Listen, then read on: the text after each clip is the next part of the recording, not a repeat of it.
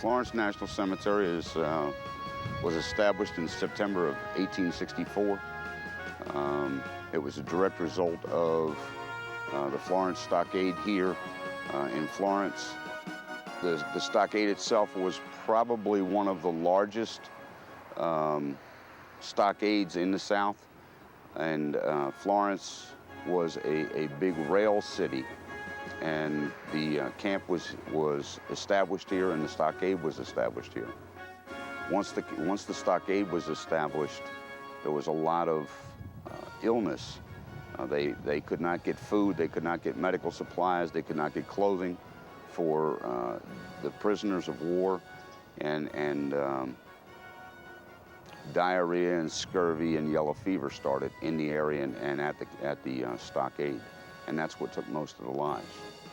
This ground was used for trench burials and had approximately 2,200 Union soldiers buried here.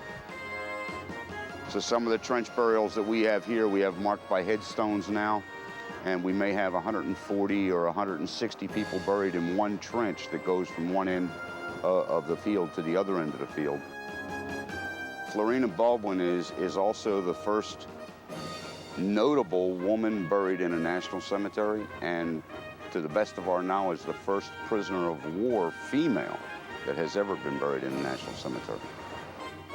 She donned a Union soldier's uniform, disguised herself as a male, enlisted in the Army, and went out looking for her husband to serve with him in battle.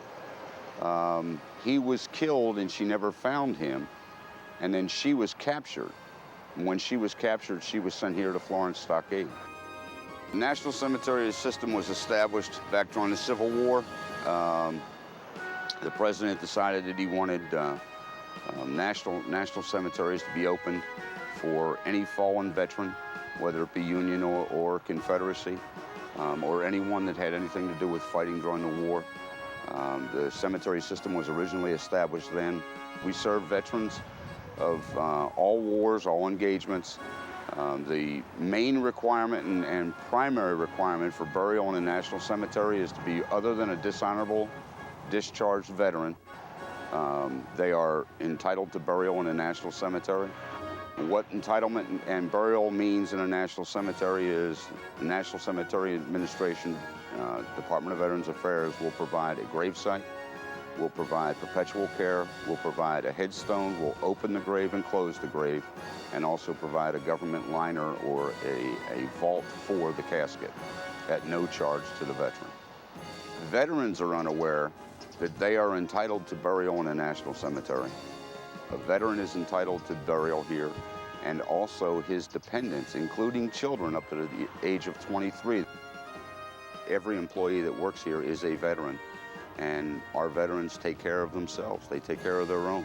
They keep the grave sites maintained properly, all the stones aligned, and take a lot of pride in their work and in their fellow veterans.